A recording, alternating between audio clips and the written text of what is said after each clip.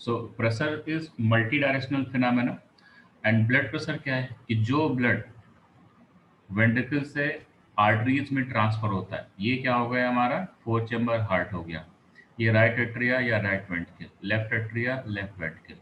तो अब जब यहाँ से वेंट्रिकल से ब्लड ट्रांसफर होगा सिस्टमिक आर्टरी में, यहाँ पर जो सिस्टमिक आर्टरी है, okay this is systemic artery, systemic artery में या फिर ये जो पल्मोनरी आर्टरी है उसमें ब्लड ट्रांसफर होगा। तो हर एक बार में ईच कार्डियक साइकिल में यहाँ से आपको पता है कि 70 ml ब्लड जाता है, ये 70 ml ब्लड जाएगा और इसी को यहाँ पर स्ट्रोक वॉल्यूम बोलते हैं। तो ये जब 70 ml ब्लड यहाँ से ट्रांसफर होगा तो इस ब्लड के ट्रांसफर होने से यहाँ पर जो आर्टरीज हैं इनके ऊपर प्रेशर लगेगा, क्योंकि इतना वॉल्यूम ट्रांसफर हो रहा है और आर्टरीज के ऊपर ही प्रेशर लगाएगा। तो आर्टरीज पे यहाँ पर प्रेशर लगता है और ये प्रेशर आर्टरी की वॉल के ऊपर भी लगेगा। ओके, यहाँ पर जो आर्टरी है इनकी वॉल के ऊपर भी लगता है ये प्रेशर, और आर्टरी की वॉल के साथ साथ ये जो ब्लड पहले से यहाँ पर प्रेजेंट है, ऑलरेडी यहाँ पर प्रेजेंट है, उसके ऊपर भी प्रेशर लगता है। ओके, तो इस प्रेशर को जो वेंट्रिकल के यहाँ पर कंट्रैक्शन से लगता है उसको सिस्टोलिक प्रेशर बोलेंगे, that is known as systolic pressure. तो जब यहाँ पर ये प्रेशर आएगा तो उसे क्या बोलेंगे यहाँ पर, that is known as systolic, this is known as systolic pressure. ये जो प्रेशर होगा वो सिस्टोलिक प्रेशर होगा। ओके, और इस प्रेशर को जब मेजर किया जाता है यहाँ पर, तो मेजर करने पर पता चलता है कि ये जो मिलेगा आपको 120 mmHg मिलेगा, मिलीमीटर ऑफ मर्करी। ओके, तो यहाँ पर ये रहेगा इस तरह से 70 ml ब्लड की वजह से जो प्रेशर आएगा आर्टरीज के ऊपर, और जो उसके पहले ऊपर पहले वाला ब्लड है उसके ऊपर, तो ये टोटल जो प्रेशर आता है वो सिस्टोलिक प्रेशर होता है, क्योंकि ये कंट्रैक्शन ऑफ वेंट्रिकल से डेवलप होता है कि जब वेंट्रिकल यहाँ पर कंट्रैक्ट करेगा तो उसकी वजह से डेवलप होता है, that is known as systolic pressure. Okay, and this is due to contraction, due to contraction of ventricle, ये जो वेंट्रिकल है उसके कंट्रैक्शन से डेवलप होगा, due to contraction of ventricle.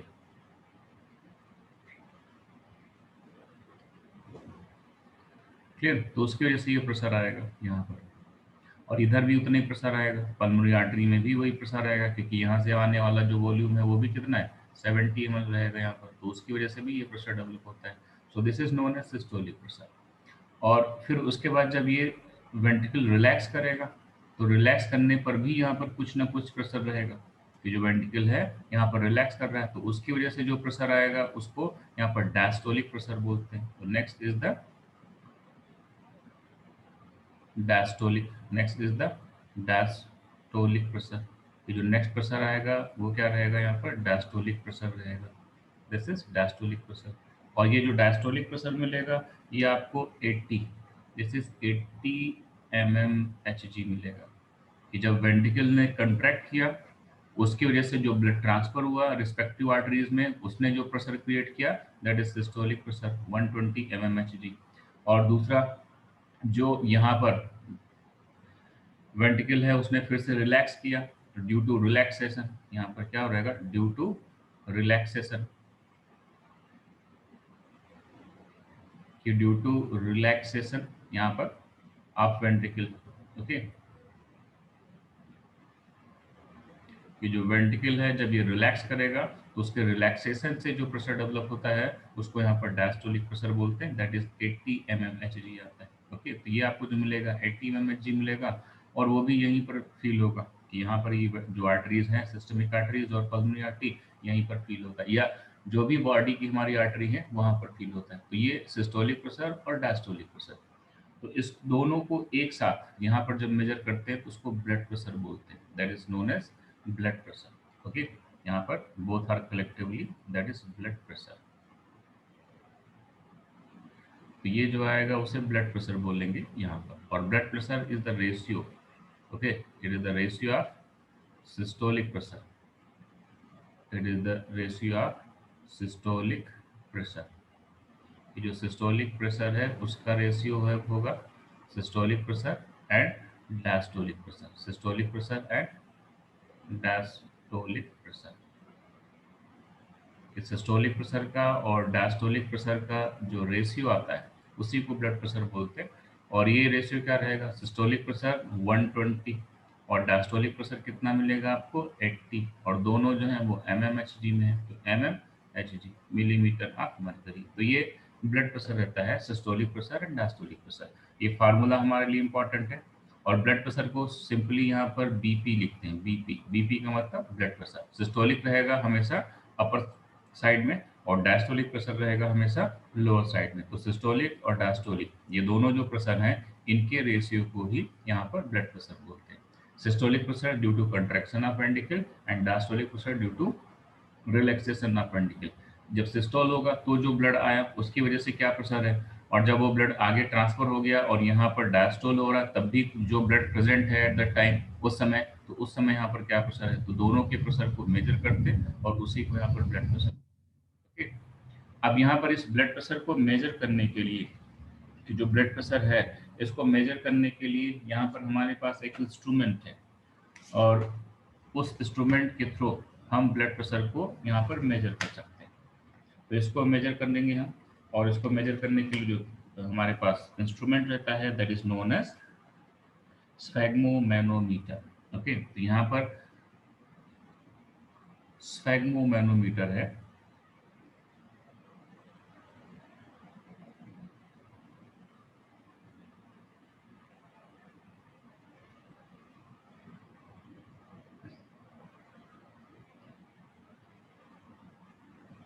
स्फैग्मोमैनोमीटर आता है that is use for the measurement of blood pressure, जिसको blood pressure measure करने के लिए यूज करते हैं। Okay, it is use to measure blood pressure. Okay, तो इसको ब्लड प्रेशर मेजर करने के लिए यूज किया जाता है। ये इंस्ट्रूमेंट एक्चुअली कैसा रहता है, तो आपने देखा होगा कि जो क्लिनिक है या डॉक्टर, कभी आप उनके यहाँ पर विजिट करो तो उनकी टेबल पे इस तरह से यहाँ पर एक रखा रहता है, यहाँ पर इस तरह से ये एक बॉक्स लाइक स्ट्रक्चर उनके टेबल पे रखा रहेगा यहाँ पर। ओके, और उसमें पाइप्स रहते हैं। और इसके अलावा क्या रहता है कि अगर मेजर करते हुए कभी आप देखो तो वो क्या करते हैं कि जो भी पर्सन है उस पर्सन की आर्म के ऊपर, लेफ्ट आर्म के ऊपर, ये इस तरह से उनकी लेफ्ट आर्म हो गई। ओके, यहाँ पर लेफ्ट आर्म रहेगी और उसके ऊपर क्या करते हैं, यहाँ पर एक क्लॉथ रहता है जिसको काफ बोलते हैं, तो इस क्लॉथ को यहाँ पर लगा देंगे। ओके, इस तरह से लगा दिया जाएगा यहाँ पर, और लगाने के बाद यहाँ पर इस तरह से लगा देंगे। और उसका जो एक पाइप रहता है वो पाइप क्या रहता है कि इधर यहाँ पर अटैच रहेगा, इस तरह से जो पाइप रहेगा वो इस तरह से यहाँ पर ये अटैच रहता है। और उनके उस बॉक्स में अगर आप देखेंगे तो यहाँ पर एक कॉलम बना रहता है, ग्लास ट्यूब लगी रहती है, ये ग्लास ट्यूब लगी रहेगी यहाँ पर ये, और ये ग्लास ट्यूब ऐसी लगी रहती है यहाँ पर। लोअर साइड में यहाँ पर ये मरकरी का एक बॉटल रख होता है उसी ग्लास ट्यूब से कनेक्टेड, और दूसरे साइड में क्या रहेगा कि अंदर नेक्स्ट साइड यहाँ पर एक और, यहाँ पर एक और क्या रहेगा कि इस तरह से बलून लाइक स्ट्रक्चर ये अटैच रहता है यहाँ पर ये। ओके, ये स्क्रू लगा रहेगा यहाँ पर, ऐसे रहता है। तो ये इसको लगा देंगे यहाँ पर, और लगाने के बाद इसको लेफ्ट आर्म में लगाते हैं। नॉर्मली इसको किधर यूज करेंगे, यहाँ पर लेफ्ट आर्म, क्योंकि लेफ्ट आर्म में इसलिए लगाती हैं क्योंकि वहाँ पर जो प्रेशर है वो ज़्यादा रहता है as compare to right. Right के कंपेयर में लेफ्ट साइड में ज़्यादा प्रेशर आता है, तो इस तरह से लगा देंगे। तो यहाँ पर क्या रहता है कि जो आर्म है, तो आर्म में हम लोगों के एक आर्टरी रहती है जो सुपरफिशियल रहती है। ओके, यहाँ पर एक आर्टरी रहेगी that is known as radial artery, this is known as radial artery. Okay, ये रेडियल आर्टरी रहेगी, और ये जो रेडियल आर्टरी है यहाँ पर जिस तरह से सुपरफिशियल मिलेगी आपको रेडियल आर्टरी, और ये काफ रहता है यहाँ पर ये, और ये ट्यूब रहेगी। तो इसको लगा करके क्या करेंगे, यहाँ पर इसको प्रेशर क्रिएट करेंगे, यहाँ से इसको प्रेस करते हैं तो उससे जो एयर होती है वो यहाँ पर ट्रांसफर हो जाती है, और मैक्सिमम एयर यहाँ पर ट्रांसफर हो जाएगी, जितना वो चाहिए उतना प्रेशर यहाँ पर ये मेंटेन कर देते हैं। और उसके बाद क्या होता है कि यहाँ पर जो मरकरी है, इस कॉलम में क्या यूज किया जाएगा, मरकरी, कि यहाँ पर मर्क्यूरी यूज करते हैं, इसमें क्या यूज करेंगे, मर्क्यूरी यूज करते हैं, Hg। ओके, और यहाँ पर ये स्केल बनी रहती है, मिलीमीटर में स्केल बनी रहेगी, तो ये जो मरकरी है उसको इस तरह से फिल कर देते हैं यहाँ पर। और हमें नॉर्मली पता है क्या रहेगा कि नॉर्मली ब्लड प्रेशर 120 रहता है यहाँ पर। ओके, तो यहाँ पर 130 या 140 तक इसको प्रेस करके रख देंगे यहाँ पर। और फिर उसके बाद क्या करते हैं कि वेट करते हैं, क्योंकि उनको आइडिया होता है। और यहाँ पर क्या करते हैं, स्टेथोस्कोप लगा करके हार्ट बीट भी सुनते हैं। तो वो क्या करेंगे, जब हार्ट बीट सुनेंगे तो उस heart beat sorry heart sound, तो हार्ट साउंड के केस में क्या होगा कि उनको पता चल जाता है कि कब वेंट्रिकल कंट्रैक्ट होने वाला है। तो जब वेंट्रिकल कंट्रैक्ट होता है और वो ब्लड भेजता है, तो उस ब्लड की वजह से हमारी जो रेडियल आर्टरी है यहाँ पर भी ब्लड का प्रेशर आता है। और जब यहाँ पर प्रेशर आएगा तो उस प्रेशर की वजह से यहाँ पर रेडियल आर्टरी में जब प्रेशर आता है तो वो प्रेशर ट्रांसफर हो जाता है इस काफ के अंदर की एयर में। और यहाँ से जो एयर है वो डिस्प्लेस होती है। तो यहाँ से जब एयर डिस्प्लेस होगी तो उसको इस स्क्रू के थ्रू, ये जो स्क्रू है उसके थ्रू यहाँ पर जितनी भी एयर है उसको निकाल देंगे। और जो मरकरी कॉलम है उन्होंने जो एक्सेस भर के रखा वो मरकरी कॉलम यहाँ पर फॉल होता है। अगर नॉर्मल ब्लड प्रेशर है तो 120 पे आके रुक जाएगा। तो कहाँ पर रुकेगा, 120 पे आके रुक जाता है। ओके, देखा होगा आपने कि थोड़ा सा एयर उसको लूज करके निकाल लेते हैं।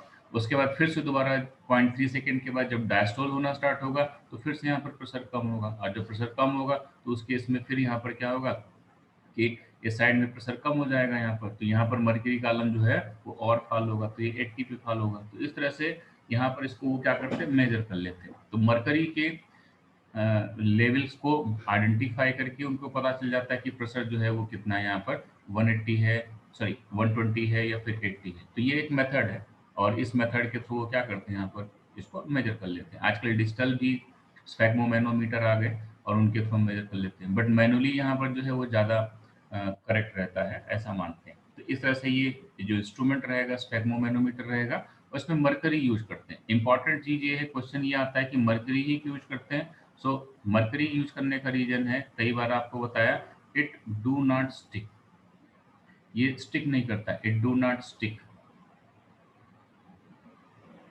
स्टिक टू ग्लास, कि जो ग्लास है उसके साथ ये स्टिक नहीं करता। और जिस रेट से ये ऊपर जाएगा, जितना अमाउंट ऊपर जाएगा उतना अमाउंट नीचे आएगा, किसी टाइप का कोई स्टिकनेस नहीं है, इसलिए इसको यूज करते हैं। और दूसरा, it is liquid, it is liquid metal है। ये क्या है यहाँ पर, it is liquid, it is liquid metal, की ये जो मिलेगी आपको कैसी मेटल मिलेगी, यहाँ पर लिक्विड मेटल मिलेगी। तो लिक्विड मेटल होने की वजह से इसको यहाँ पर यूज किया जाता है। ओके, तो ये स्फेग्मोमेनोमीटर है और इसके लिए प्रैक्टिस करनी पड़ती है। एक बार में ही आपको ये पूरा जो है आइडिया नहीं आ जाएगा। ओके, कि आप एक बार में एक्सपर्ट हो जाओ ब्लड प्रेशर लेने के लिए, ऐसा पॉसिबल नहीं है। ओके, तो इस तरह से यहाँ पर ब्लड प्रेशर जो है वो सिस्टोलिक प्रेशर है और डायस्टोलिक प्रेशर है, इन दोनों का रेशियो है। ओके, और ये नॉर्मल हेल्दी पर्सन का ब्लड प्रेशर है, दैट इज 120/80। अब क्या होता है कि कुछ लोगों में यहाँ पर ये डेविएशन है, यहाँ पर जो ब्लड प्रेशर है, कुछ लोगों में क्या होता है कि ब्लड प्रेशर ज़्यादा हो जाता है। तो उस ज़्यादा ब्लड प्रेशर को, जब ब्लड प्रेशर नॉर्मल से ज़्यादा हो जाएगा तो उसको यहाँ पर हाइपर टेंशन बोलते हैं। Next is the hyper tension. कि हाइपर टेंशन क्या है, तो हाइपर टेंशन जो रहता है वो हाई ब्लड प्रेशर होता है। यहाँ पर it is high blood pressure, ये जो है वो क्या है, it is high blood pressure, it is high blood pressure. कि जब ब्लड प्रेशर क्या हो जाता है यहाँ पर ज़्यादा, it is high blood pressure. Okay, और उसके लिए अलग अलग रीजन हो सकते हैं। हाई ब्लड प्रेशर होने के लिए क्या है कि कभी कभी जो है वो ओल्ड एज में तो एज फैक्टर रहता है यहाँ पर, कि ओल्ड एज में क्या रहेगा, यहाँ पर एज फैक्टर रहेगा। बट यंग एज में भी हो जाता है तो वो टेंशन की वजह से हो सकता है। ओके, यहाँ पर इन ओल्ड पर्सन,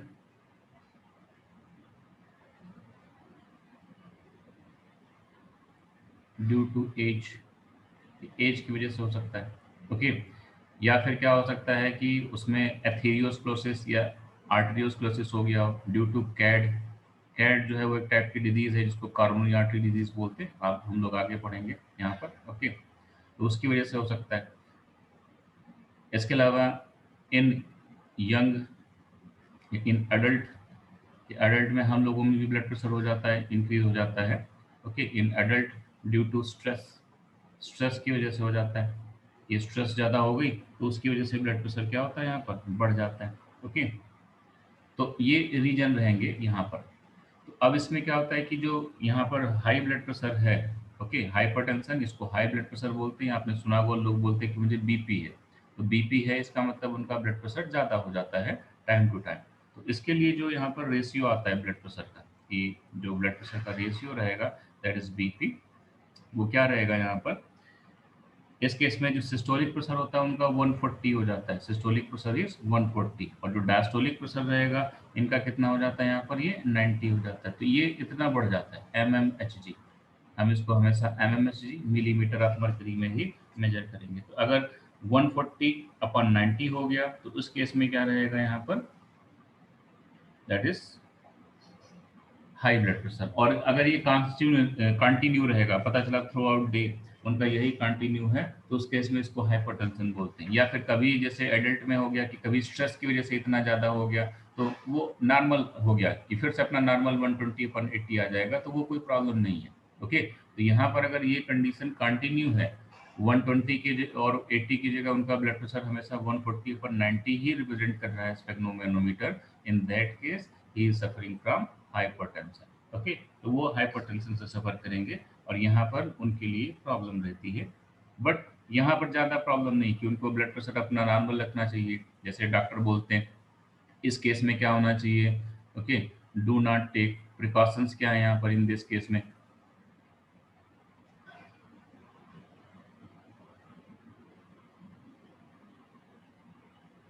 कि उनको प्रिकॉशंस क्या लेना चाहिए। तो यहाँ पर डू नॉट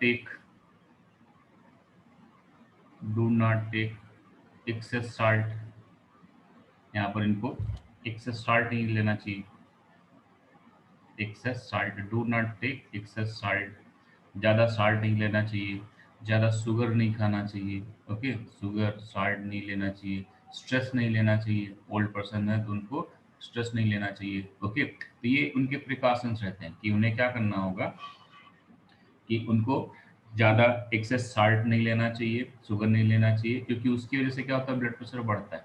ओके, तो ये यहाँ पर इनकी कंडीशंस हैं। क्योंकि आप देख रहे हो कि जैसे मान लीजिए ब्लड ब्लड वेसल्स है बढ़ने का, ब्लड प्रेशर बढ़ने का रीजन क्या है। तो मान लीजिए ब्लड प्रेशर है और उसके अंदर क्या है, यहाँ पर ये ब्लड वेसल्स हो गई है। ये शुगर लेने का क्यों मना करते हैं, क्योंकि यहाँ पर ये ब्लड वेसल्स हो गई, और उस ब्लड वेसल्स के अंदर आपको क्या मिलेगा, इसके अंदर ब्लड मिलेगा। तो अगर वो ज़्यादा शुगर ले लेंगे यहाँ पर, कि मान लीजिए उन्होंने शुगर ज़्यादा खाया या फिर साल्ट ज़्यादा खाया, तो शुगर और साल्ट होने से इसमें अगर हम शुगर ऐड कर दें ज़्यादा, ओके, यहाँ पर क्या ऐड कर दें, शुगर या फिर साल्ट ज़्यादा खाने की उनकी हैबिट है, तो उस केस में क्या होगा, इन दैट केस अगर वो ज़्यादा एक्सेस शुगर या फिर एक्सेस साल्ट ले रहे हैं, तो उस केस में क्या प्रॉब्लम होगी उनको, यहाँ पर ज़्यादा ज़्यादा शुगर या फिर ज़्यादा साल्ट लेने से क्या होगा कि ब्लड जो होगा वो मोर कंसंट्रेटेड हो जाएगा, इट बिकम्स हाइपरटोनिक। ब्लड कैसा हो जाएगा, यहाँ पर ज़्यादा शुगर या फिर साल्ट लेने से ब्लड हाइपरटोनिक हो जाएगा, इट बिकम्स हाइपरटोनिक। ओके, और हाइपरटोनिक होगा तो वहाँ पर वाटर क्या हो जाएगा, लेस, यहाँ पर water become less, water less हो जाएगा, ये आपको आइडिया होगा। और सराउंडिंग में जो टिश्यू फ्लूइड है वहाँ पर बहुत सारा वाटर है, वहाँ पर भी क्या है, ये टिश्यू फ्लूइड है, इसमें क्या है, वाटर भी ज़्यादा है यहाँ पर।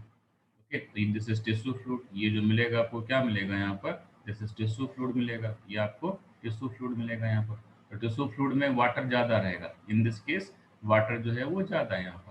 तो अब इस केस में क्या होता है कि वाटर बाहर से इनसाइड मूव करना स्टार्ट कर देगा, कि अगर वाटर वो ड्रिंक भी नहीं कर रहे तब भी उनकी बॉडी में जो वाटर स्टोर है वो वाटर कहाँ आना स्टार्ट कर देगा, ब्लड वेसल्स में आना स्टार्ट होगा। और जब यहाँ पर ब्लड वेसल्स में वाटर ज़्यादा आना स्टार्ट हो जाएगा तो ब्लड का वॉल्यूम इंक्रीज हो जाएगा, तो उसकी वजह से क्या होगा यहाँ पर कि ये टिश्यू फ्लूइड है, इसका जो वाटर इनसाइड आएगा तो ब्लड वॉल्यूम इंक्रीज होगा। क्या इंक्रीज होगा, आपको पता है, ब्लड वॉल्यूम इंक्रीज होगा, है ना। और ब्लड वॉल्यूम अगर इंक्रीज होगा तो ब्लड वॉल्यूम इंक्रीज होने से ब्लड प्रेशर बढ़ेगा नहीं बढ़ेगा, तो उसकी वजह से ब्लड प्रेशर बढ़ेगा, यहाँ पर blood pressure increases, blood volume बढ़ेगा और उसकी वजह से ब्लड प्रेशर जो होगा वो इंक्रीज होगा। तो ये यहाँ पर प्रॉब्लम है। ओके, तो इसी वजह से जिनको हाइपरटेंशन होता है उनको डॉक्टर एडवाइस करते हैं कि आप प्रिकॉशंस लो और एक्सेस साल्ट या एक्सेस शुगर या स्ट्रेस आप मत लो, क्योंकि उससे ब्लड प्रेशर बढ़ेगा। अगर वो साल्ट और शुगर ज़्यादा ले रहे हैं तो ब्लड हाइपरटोनिक होगा और सराउंडिंग से जो भी वाटर है वो आकर के ब्लड में इंटर हो जाएगा, ब्लड का वॉल्यूम बढ़ेगा और वॉल्यूम बढ़ेगा तो ब्लड का प्रेशर बढ़ेगा, क्योंकि अब जैसे बलून है, बलून में जितना वाटर फिल करते जाओगे बलून के ऊपर आपको उतना ही प्रेशर फील होता जाएगा। तो इसलिए यहाँ पर एक्सेस प्रेशर जो है वो मेंटेन हो जाता है। तो ये हाइपरटेंशन हो गया। अब यहाँ पर क्या होता है कि कभी कभी जिनको हाइपरटेंशन है उनको कभी कभी एक्यूट हाइपरटेंशन हो जाता है। उनको क्या हो जाता है, एक्यूट, पता चला कि उनको प्रॉब्लम है और उस प्रॉब्लम की वजह से वो क्या करते हैं, यहाँ पर एक्यूट हाइपरटेंशन हो गया उनको, दैट इज एक्यूट हाइपरटेंशन। उनको क्या हो गया, एक्यूट हाइपरटेंशन। एक्यूट हाइपरटेंशन का मीनिंग क्या है कि पता चला उनको ब्लड प्रेशर तो है ही है, बट वो क्या कर रहे हैं कि दिन में एक दो बार बहुत ज़्यादा स्ट्रेस ले रहे हैं। तो स्ट्रेस होने की वजह से क्या हो रहा है कि उनको प्रॉब्लम होती है कि जो ब्लड प्रेशर है वो नॉर्मल से बहुत ज़्यादा हो जाता है। तो acute hypertension means excess blood pressure. Okay, suddenly excessive blood pressure, यहाँ पर suddenly.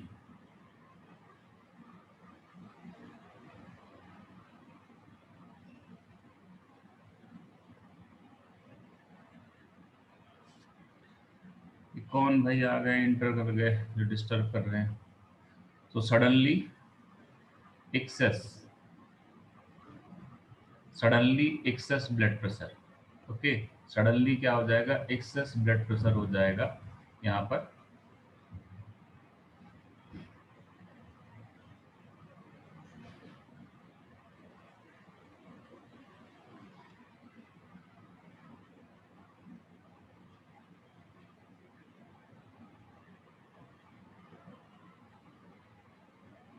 Suddenly excess blood pressure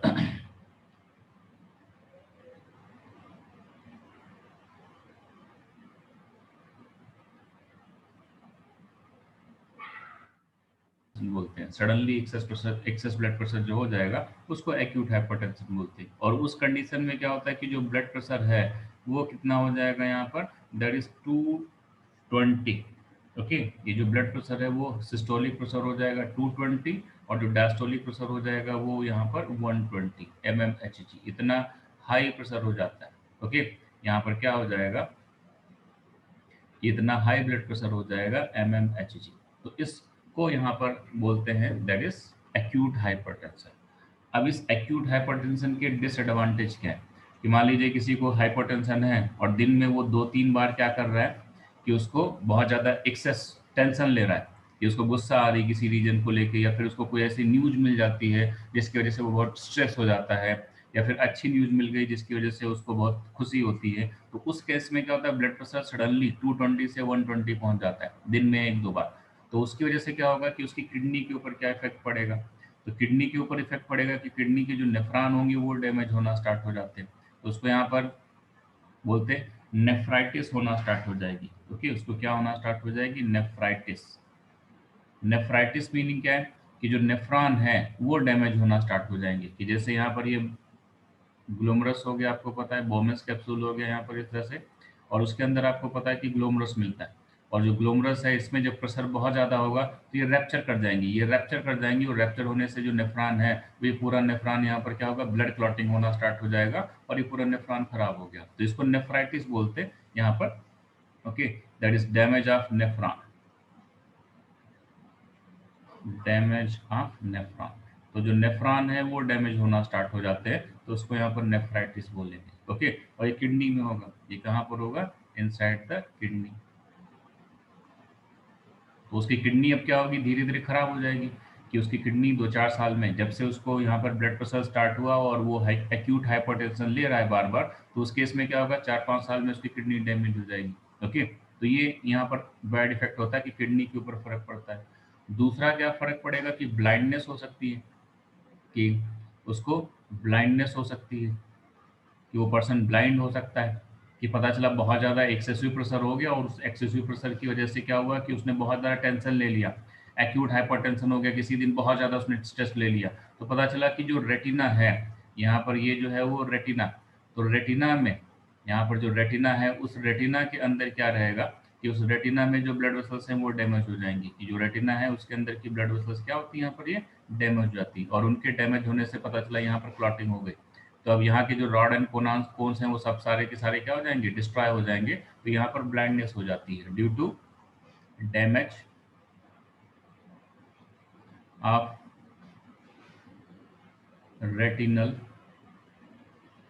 artery. Okay, कि जो रेटिनल आर्टरी हैं वो डैमेज हो जाएंगी और उसकी वजह से ब्लाइंडनेस हो सकती है।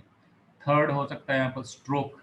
थर्ड क्या हो सकता है यहाँ पर, दैट इज स्ट्रोक हो सकता है या पैरालिसिस हो सकती है। Stroke,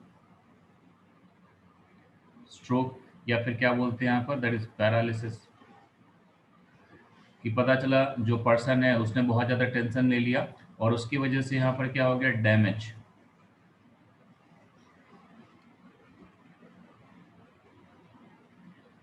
damage of of brain blood vessels, कि ब्रेन की जो ब्लड वेसल्स थी या ब्रेन की जो कैपिलरी थी, ओके, वो डैमेज हो गई। ओके, कि डैमेज ऑफ ब्रेन कैपिलरी, की जो ब्रेन की कैपिलरी है वो डैमेज हो गई। तो अब वो उनकी डैमेज होने से ब्रेन, जैसे ये ब्रेन है यहाँ पर और उसमें जो है ब्लड वेसल्स वो डैमेज हो गई, वहाँ यहाँ पर पता चला डैमेज हो गई। तो डैमेज होने से हो सकता है उसकी डेथ हो जाए, बोलते हैं इसको स्ट्रोक। ब्रेन हैमरेज बोलते हैं कि ब्रेन हैमरेज हो गया, उसकी वजह से डेथ हो गई। तो ब्रेन हैमरेज मतलब ब्लड में यहाँ ब्लड की क्लॉटिंग हो गई यहाँ पर किसी तरह से, तो उसको यहाँ पर दैट इज ब्रेन हैमरेज बोलेंगे या स्ट्रोक बोलेंगे। या फिर डेथ नहीं हुई तो पता चला कोई पार्ट, कि जहाँ पर क्लॉटिंग हुई उससे रिलेटेड जो ब्रेन का पार्ट है, बॉडी का पार्ट, वो पैरालाइज हो गया। तो यहाँ पर एक्यूट हाइपरटेंशन होने की वजह से ये तीन चीजें हो सकती हैं। नेफ्राइटिस, धीरे धीरे किडनी डैमेज होगी, ब्लाइंडनेस हो सकती है, ये तो सडन दिखेगा आपको, स्ट्रोक आ सकता है, पैरालिसिस हो सकती है ब्रेन की कैपिलरी को डैमेज होने से। तो ये सारे रीजन रहेंगे यहाँ पर, इसीलिए बोलते हैं कि जिनको हाइपरटेंशन हो उनको ज़्यादा टेंशन नहीं देनी चाहिए। नेक्स्ट आता है यहाँ पर हाइपोटेंशन, कि नेक्स्ट जो मिलेगा वो क्या मिलेगा आपको यहाँ पर, दैट इज हाइपोटेंशन। हाइपोटेंशन क्या रहता है, हाइपोटेंशन में जो ब्लड प्रेशर है वो हो जाता है कम। यहाँ पर ब्लड प्रेशर जो होगा वो लो हो जाएगा, in this case low blood pressure. Okay, it is due to it is due to low blood pressure, it is due to low blood pressure. ये जो होगा वो लो ब्लड प्रेशर की वजह से होगा, लो ब्लड प्रेशर।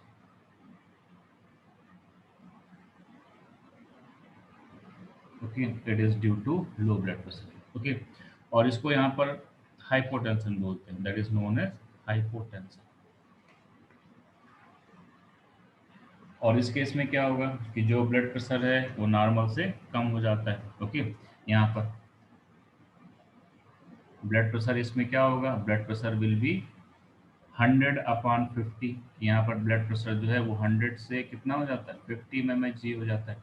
तो नॉर्मल से कम ब्लड प्रेशर हो जाता है यहाँ पर। ओके, इसका होने का रीजन क्या है, इसका होने का रीजन है person with low blood amount. Person जो है उसमें क्या हो जाएगा, लेस ब्लड अमाउंट, कि पर्सन में ब्लड ही नहीं है, लेस ब्लड अमाउंट, की पर्सन में जो ब्लड का अमाउंट है वो कम हो गया। ओके, लेस ब्लड अमाउंट, ये रीजन हो सकता है यहाँ पर ये। ओके, इसके अलावा क्या हो सकता है, कि हो सकता है कि उसको हेमरेज हो गया हो, कहीं पे ब्लीडिंग हो गई हो बहुत ज़्यादा, तो यहाँ पर